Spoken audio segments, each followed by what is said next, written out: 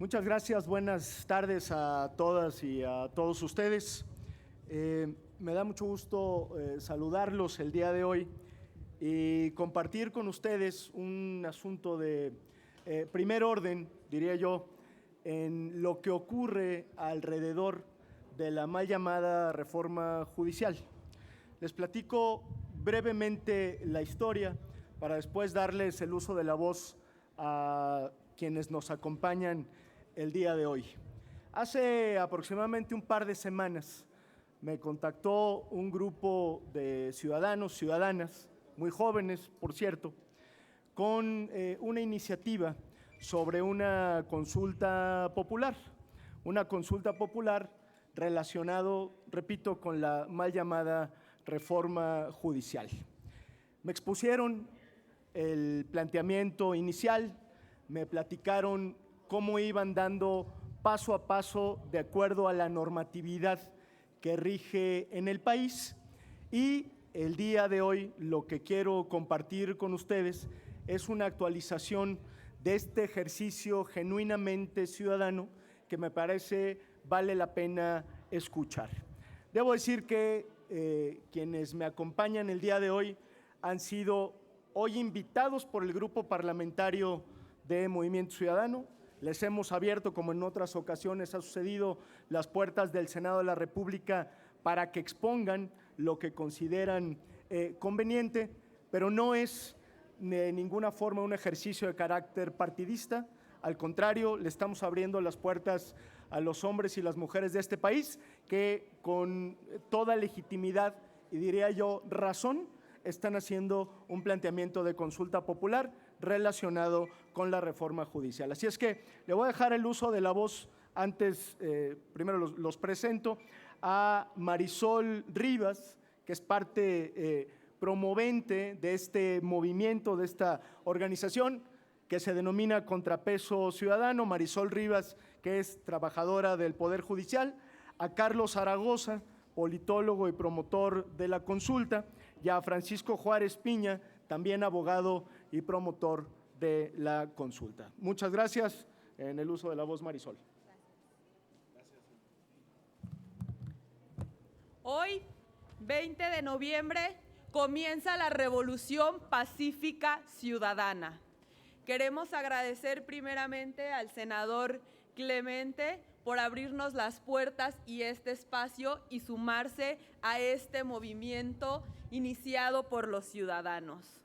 Hoy venimos aquí en virtud de las trabas que nos ha puesto el presidente de la mesa directiva, el senador Fernández Noroña, que se rehúsa a que se lleve a cabo la consulta popular, queriendo tomarse atribuciones que le corresponden a la Suprema Corte de Justicia, pues es esta la que debe de hacer el análisis jurídico de la consulta popular que los ciudadanos presentemos y no él. Es por ello mismo que hemos presentado las denuncias respectivas. También hemos recibido amenazas por parte del partido de Morena, quienes están incumpliendo con su estatuto que señala que deben de alentar la democracia participativa, y lo único que han hecho es ponernos trabas para que se lleve a cabo esta consulta popular presentada e iniciada por y para los ciudadanos. A pesar de todo esto, seguimos nosotros adelante y hemos presentado el aviso de intención para someter a consulta popular el tema de la reforma al Poder Judicial. El senador Fernández Noroña dice que no es posible llevarse esta consulta popular porque ya se había aprobado la minuta que reformaba la Constitución. Nuestro aviso quedó presentado antes de la publicación de dicha reforma, antes del 15 de septiembre. Se presentó el día 11 de septiembre. No obstante, en ninguna parte de la Constitución ni de la Ley Federal de Consulta Popular se dice que la Constitución no pueda someterse a una consulta popular.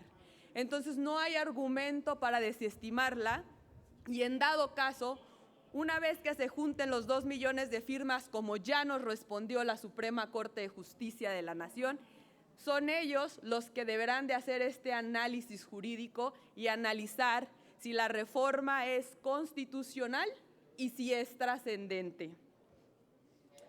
Esta reforma al Poder Judicial atenta contra la división de poderes. Se dice que todos pueden inscribirse para ser juzgadores, pero es mentira porque va a haber un comité de evaluación que va a elegir quiénes van a la boleta. Y yo me pregunto y les pregunto a todos los diputados y senadores federales y los diputados locales que votaron a favor de la reforma, ¿quién nos garantiza la imparcialidad de dicho comité? Aparte, que con esto que se llevó a cabo, se han destituido a la mitad de las juzgadoras. Apenas el 30% de las juzgadoras en el Poder Judicial eran mujeres. Hace 2 años entraron juzgadoras justo por este tema para equilibrarlo. Y la reforma al Poder Judicial en ningún momento ve cuestiones equitativas de género, y esto nos provoca un sesgo, porque todos sabemos que las mujeres hemos estado luchando para ocupar espacios de poder. Actualmente, nada más el 20% de los aspirantes para ser juzgadores son mujeres, y yo les pregunto, ¿de ahí cuánto porcentaje van a ir realmente a la boleta? No llegamos todas con A, no llegamos todas. Queremos que sepan que este movimiento de contrapeso ciudadano, esta es nuestra primera consulta popular de muchas. Hoy estamos la sociedad civil organizada buscando iniciar procedimientos de participación democrática directa como esta consulta y como iniciativas de ley. Es por eso que invitamos a toda la ciudadanía a que se sume a participar. Invitamos a todos los partidos políticos, pues son entes que deben de velar por el interés social.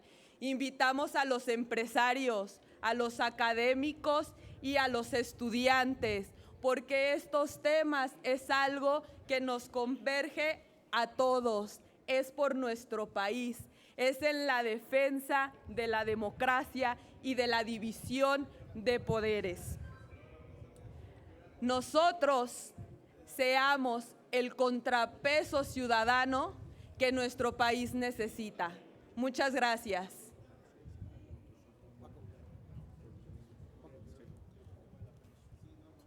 Muchas gracias, muy buen día. También es muy importante recalcar la cronología de cómo es posible poder realizar una consulta popular.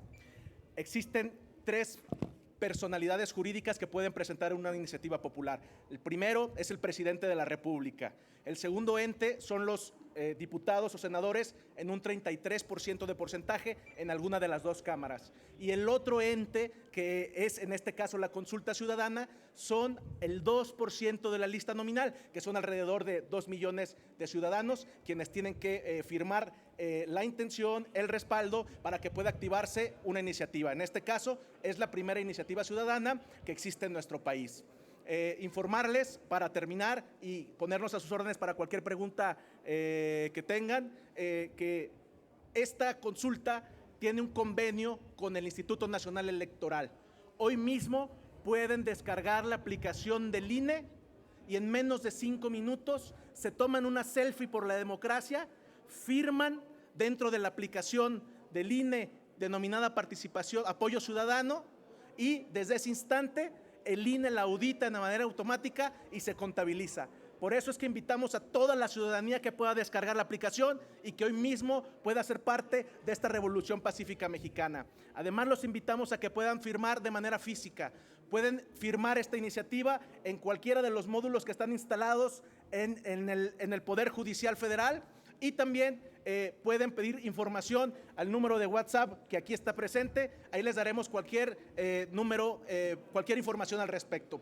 Si logramos los 2 millones de firmas antes del 30 de noviembre, la consulta popular se realiza en agosto próximo. Muchas gracias, quedamos a su disposición. Gracias. Si nos permiten, les pregunta Diana Benítez del Financiero. Hola, ¿qué tal? Buenas tardes. Buenas tardes. Perdón, llegué un poquito tarde. No sé si pueden actualizar el número de firmas que llevan recolectadas. ¿Qué le responderían al presidente de la mesa directiva del Senado, que les negó el aviso de intención y dice que están perdidos? Justo pues quedan 10 días para que vence el plazo y juntar las firmas. Pues realmente ven que todavía es posible llegar a los casi 2 millones de firmas. Y por otro lado, si realmente está legalmente fundamentada su petición, porque la ley de consulta popular pues dice que la materia electoral, que pues es parte de lo que implica en lo que ustedes están planteando en la consulta popular, no puede someterse a consulta popular todo lo que tenga que ver con materia electoral. Gracias. Muchas gracias por tu pregunta. Decir categóricamente al presidente de la mesa del Senado de la República: no nos van a detener, no nos va a amedrentar él y su partido. Ahora mismo él no quiso hacer su labor, que es una labor netamente administrativa, y nosotros ahora mismo tenemos en nuestro poder nuestra constancia de aviso de intención, porque si no es por el Senado, puede ser por la Cámara de Diputados. Ahora mismo tenemos nuestra constancia a través de la Cámara de Diputados. Por el tema de si es viable o no viable, es un asunto que le toca y le corresponde a la Suprema Corte. En las restricciones enuncia la materia electoral. Nosotros estamos en defensa de la carrera judicial. Si esta mal llamada reforma judicial pretenden insistir en que es materia ya acabada, pues será la Suprema Corte quien decida si es viable o no. En nuestro caso, la Suprema Corte nos ha solicitado reúnan 2 millones de firmas, reúnan el requisito y nosotros nos declaramos al respecto. Respecto a la otra pregunta, no sé si me... El corte de firmas que... Respecto a las firmas, queremos hacerle un llamado, un respetuoso pero enérgico llamado al gobierno federal y también un respetuoso llamado a los medios de comunicación que no se dejen amedrentar. Estamos siendo víctimas de una campaña de desprestigio en los estados que no nos están permitiendo realizar nuestra labor. Donde llegan nuestros compañeros a recaudar firmas, nos mandan a policías, en el caso donde gobierna Morena, nos mandan a reprimir. En el caso donde tenemos módulos, nos mandan a quitar. Por eso que les hacemos un llamado a que jueguen limpio, a que elija el pueblo. Si en realidad son promotores de la votación, de que el pueblo decida, permitan que se haga este ejercicio de democracia directa. Al momento llevamos 21,000 firmas digitales, pero tenemos un conteo de manera cotidiana de las firmas que se recaudan de manera física. Al momento del día de antier llevábamos más de 30,000 firmas físicas, pero se contabilizan día con día y nos llegan de todo el interior de la República.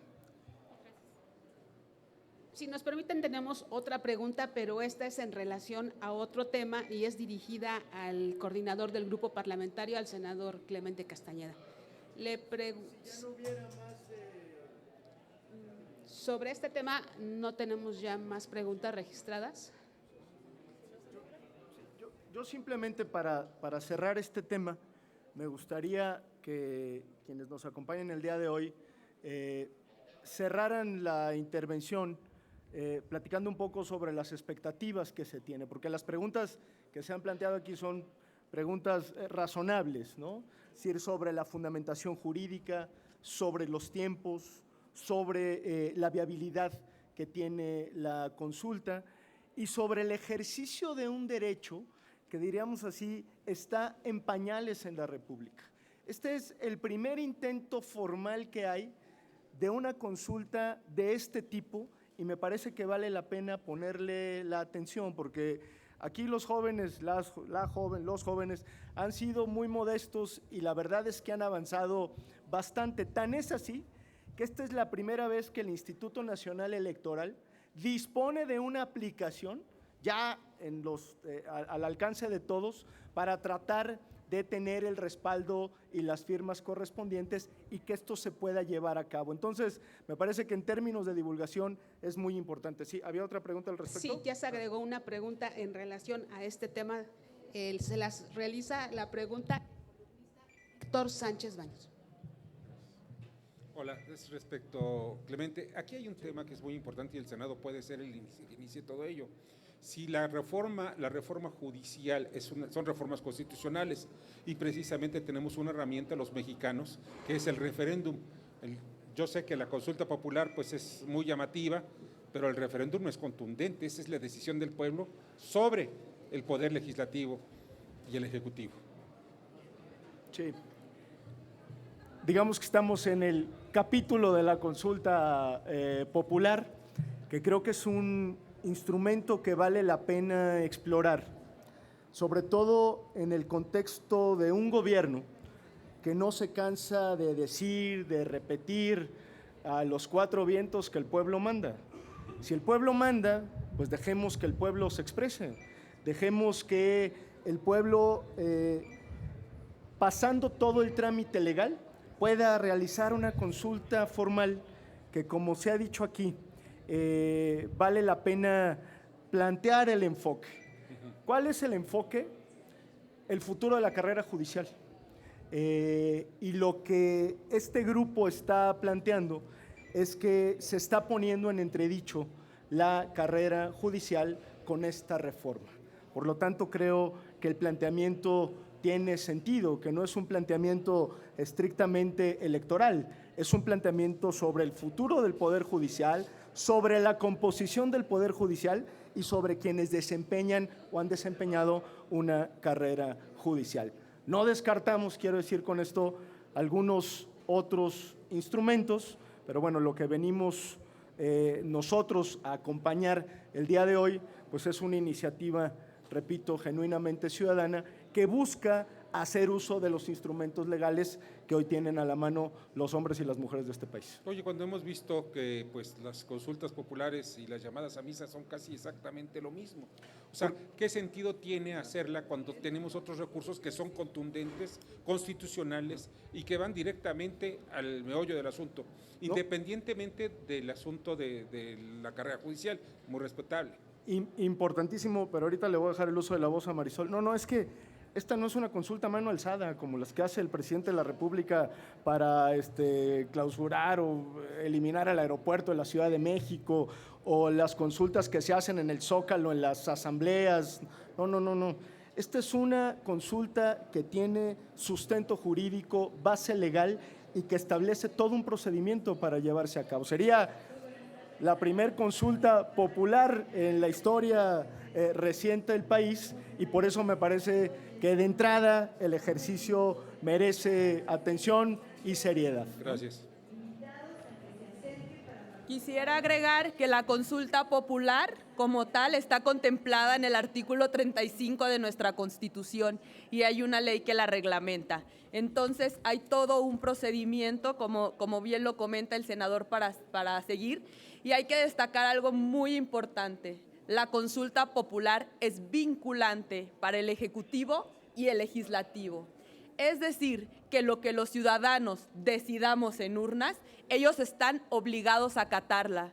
Y si eso implica hacer una nueva reforma a la Constitución, deben de hacerlo, porque justo este es un mecanismo de democracia directa. Es decir, los ciudadanos mismos tomamos una decisión y le decimos a nuestros mandatarios y representantes, porque eso es el Congreso de la Unión y la Presidenta de la República, qué decisión consideramos que es lo mejor para nuestro país. Entonces, esto es lo importante, es vinculante. La soberanía reside en el pueblo y la consulta popular es una forma en la que el pueblo ejercemos esa soberanía de manera directa. También queremos decirles que si las firmas que necesitamos no se logran recabar antes de que finalice este mes, esto no termina. Podemos seguir recabando firmas hasta que juntemos los 2 millones de firmas que se necesitan. La ley solo dice que se tienen que juntar esos 2% de firmas de la lista nominal antes de que acabe el mes de noviembre del año inmediato anterior a que se lleve la consulta. Es decir, que si las juntamos después, la consulta popular se llevaría a cabo en el 2026. Entonces, esto no es un ejercicio que en 10 días termine. ¿Qué propósito, aparte de si comentaba usted, tiene esto, no? Pues incitar a la ciudadanía, alentarlos a que participen, a que se vuelvan activistas, a que hagamos algo por nuestro país, a que no nada más nos preguntemos qué podemos hacer. Aquí está qué podemos hacer. Descargar una aplicación desde la comodidad de nuestro hogar. Aquí está un QR, se pueden meter en su celular donde descargan cualquier aplicación, buscan apoyo ciudadano, la descargan y desde la comodidad de su hogar pueden votar. Desde sus redes sociales pueden informar a la ciudadanía sobre este mecanismo para que voten. Esta es una forma de abrir el diálogo, de acabar con las controversias que ha habido entre todos respecto de si estamos a favor o no de la consulta popular. Esta es una forma de unirnos como ciudadanía y tomar una decisión de manera democrática.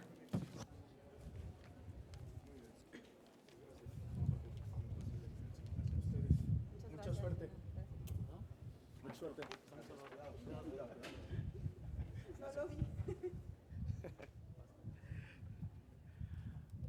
Ahora sí, a sus órdenes. Gracias, senador. Entonces, en otros Qué frío temas, está haciendo el día de hoy, caray. Sí. en primera instancia le pregunta Jaime Valderas de Parlamento y Debate. Sí. Senador, yo quiero preguntarle sobre lo que anunció ayer el gobernador de Jalisco. Después del anuncio que hizo y la iniciativa que fue a presentar al Congreso local, surgió en redes sociales un hashtag y una tendencia decía Jalisco Nueva República. ¿La intención de Movimiento Ciudadano en Jalisco es separar Jalisco de la República Mexicana? No. Esa es la tendencia que salió No. en Jalisco. No, absolutamente no. Lo que…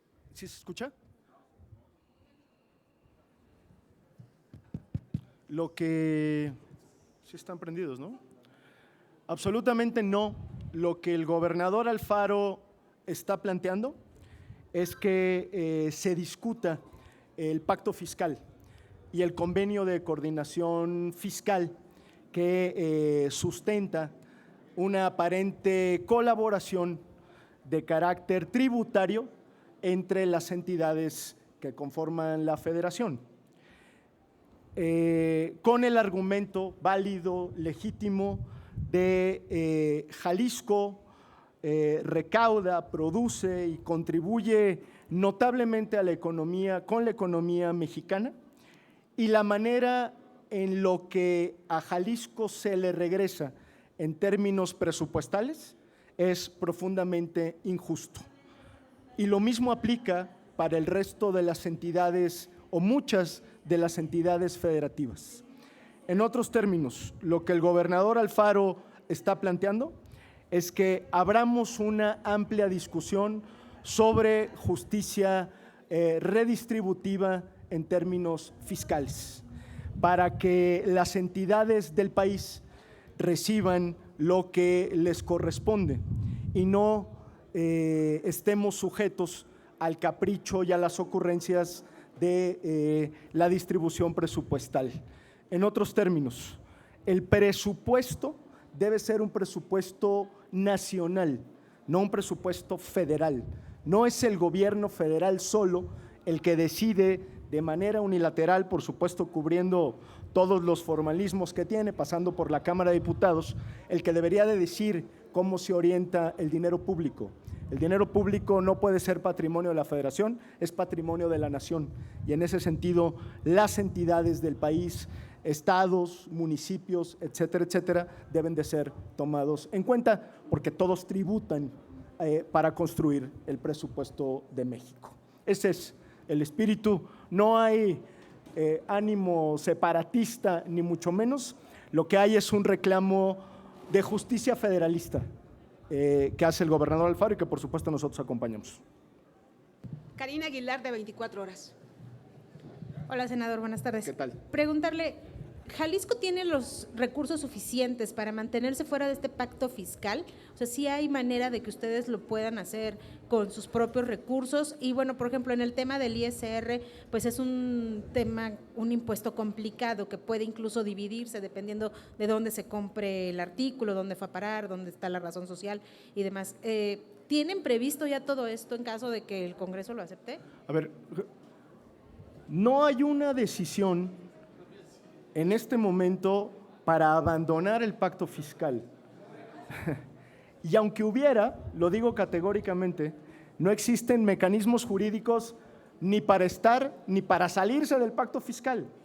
Las iniciativas que promueve el gobernador Alfaro y que promoverá Movimiento Ciudadano tienen justamente que ver con eso, con crear un andamiaje legal, institucional, para que la revisión del pacto fiscal sea permanente y de acuerdo a indicadores objetivos, y que esta posibilidad le dé oportunidad a las entidades federativas plantear si están de acuerdo con el convenio de coordinación fiscal vigente. Se trata de abrir una discusión que, por cierto, no se ha dado de manera formal en los últimos 50 años.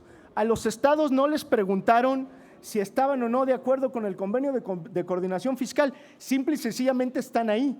Ha sido una telaraña que han venido elaborando todos los gobiernos durante los últimos 50 años. Y creo que es un buen momento para discutirla. Ese es el planteamiento en términos muy concretos. ¿Y lo han platicado con otros gobiernos estatales de oposición, incluso con el gobierno de Nuevo León, que es también de MC? El gobernador Alfaro entiendo que lo ha platicado con otros gobiernos. Nosotros haremos la parte que nos toca desde el Senado de la República, presentando en un momento no muy lejano las iniciativas que tratan de darle cuerpo a este planteamiento, y estaremos en un proceso de consulta con el resto de las y los gobernadores. Pero debo decir que aunque este es un planteamiento que se genera desde Jalisco, termina siendo benéfico para todas las entidades federativas. Lo decía muy bien ayer el gobernador Alfaro, hay un maltrato presupuestal para todas y para todos. Los estados, y ya no se diga los municipios, andan prácticamente rogando por una distribución presupuestal más equitativa, más justa, que impulse el desarrollo regional. Y lo que nosotros decimos es, no se puede estar a capricho de nadie cuando se trata de los recursos públicos, porque todas las entidades contribuyen a la conformación del presupuesto. Finalmente le pregunta Luis Méndez, de 11 Noticias. ¿Qué tal, senador? Luis. Oiga, yo le quisiera preguntar un tema más como de cuestión política. El fin de semana Movimiento Ciudadano subió una campaña en donde señalaba a 4 priistas, panistas, que se habían ido a Morena. Ustedes sacaron este video y el PRI le responde, y cito para no equivocarme: la única razón por la que su senador Daniel Barreda no acabó en Morena es porque le solaparon su traición para no perder el mínimo de integrantes que se requiere para hacer un grupo parlamentario. En ese sentido, ¿ustedes siguen unidos como grupo? Es decir, Daniel Barreda sigue, porque al final pues ahí nunca se aclaró a ciencia cierta qué es lo que pasó. Y si ustedes ven algún peligro de que pierdan alguno de esos integrantes. Voy por partes. La primera es, ustedes recordarán, porque la mayoría de la fuente estuvo aquí en la legislatura pasada, que cuando hay un acuerdo fundacional, generalmente ese acuerdo fundacional se respeta en cuanto a la permanencia de los grupos parlamentarios. Es decir, hoy Movimiento Ciudadano tiene grupo parlamentario y puede tenerlo y puede seguir teniéndolo, disminuya o aumenta el número de senadoras y senadores que lo conforman. Es decir, no pasa absolutamente nada si alguien sale. Lo digo por Movimiento Ciudadano, pero lo digo por cualquier otro grupo parlamentario. Los grupos parlamentarios prevalecen. Recuerden ustedes que el PRD se mantuvo durante dos legislaturas durante 2 legislaturas con 3 integrantes. Un acuerdo político con el argumento o bajo el argumento del acuerdo fundacional, que es el que le da origen a las legislaturas. Por lo tanto, me parece que no hay riesgo ahí. Segundo, no, en el grupo parlamentario de Movimiento Ciudadano estamos unidos, hay un sentido de pertenencia muy afianzado, compartimos agenda política, compartimos agenda parlamentaria y ustedes lo han visto en todas las votaciones y en todos los momentos definitorios que ha habido en esta legislatura, y así seguirá siendo. Es más, al contrario, estamos en proceso de expansión, pero no les voy a adelantar nada hasta que no se concreten los nuevos fichajes de Movimiento Ciudadano. Y tercero, tampoco obvio lo que ocurrió en la discusión de la mal llamada reforma judicial. Nosotros exigimos explicaciones, las explicaciones se dieron, hay mucha evidencia que respalda lo que nosotros contamos, lo que dijimos y denunciamos en ese episodio. Es muy penoso lo que ocurrió para la vida pública del país, particularmente para el Senado de la República, y yo espero que nunca más un senador, una senadora tenga que estar bajo presión o coacción del Estado y del poder para poder expresarse con libertad. ¿Daniel Barreda va a seguir con ustedes, senador?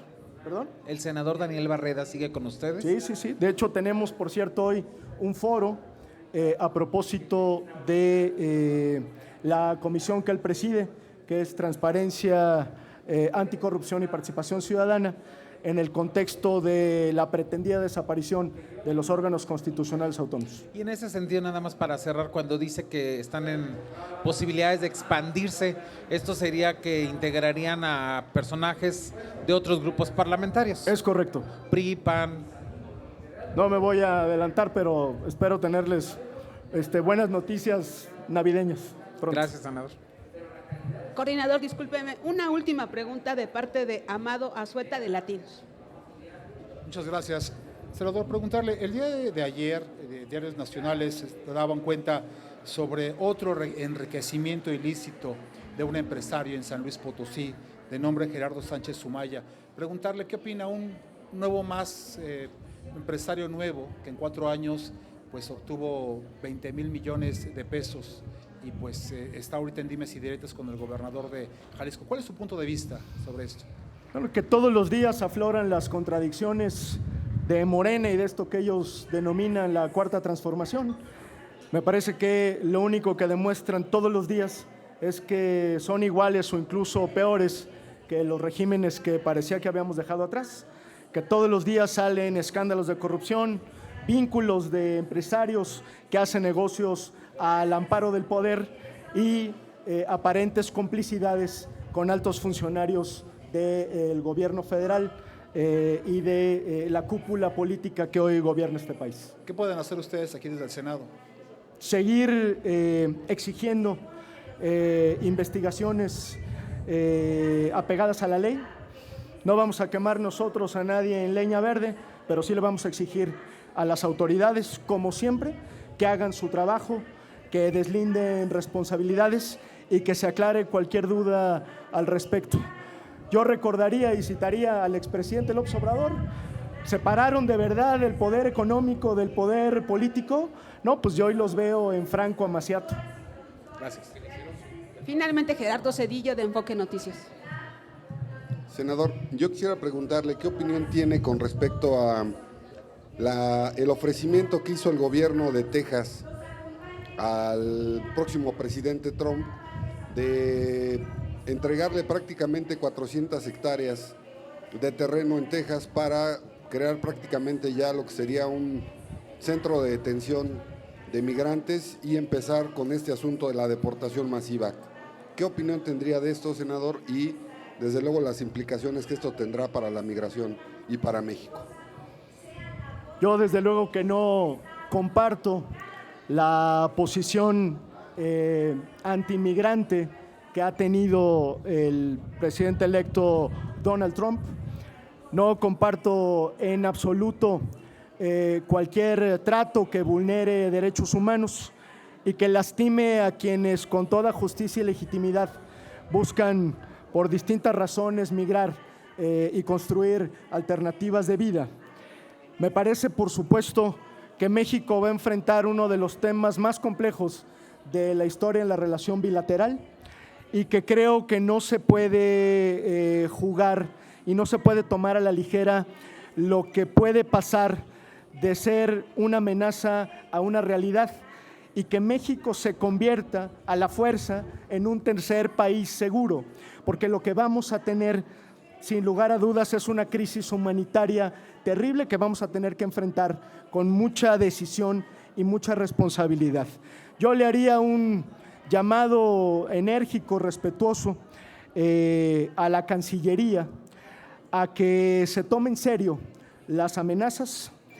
No me parece que la manera más inteligente de lidiar con un personaje como Donald Trump sea levantándole nada más la voz, sino haciéndole algún planteamiento mucho más serio de entendimiento integral por toda la agenda bilateral que compartimos. Porque hoy es el problema migratorio y mañana serán las armas y pasado mañana será el tráfico de drogas y posteriormente habrá otros temas como el caso de la relación comercial, que creo que México tiene que seguir siendo firme, digno, pero mucho más inteligente para lidiar con un personaje que, por lo que hemos visto, pues está dispuesto a todo, incluido a las barbaridades como la que se está planteando en el estado de Texas. Sergio Jiménez, de La Razón. Senador, buenas tardes. Preguntarle, usted habla de este llamado a la Cancillería para que no le den lo tomen a la ligera. ¿Cómo enfrentar esta situación cuando se recorta el presupuesto a Migración, al Instituto de Migración, a la Comar y al Instituto de la Frontera Sur? Se recorta en 11-12%. Justamente ese es el nivel de seriedad al que me refiero.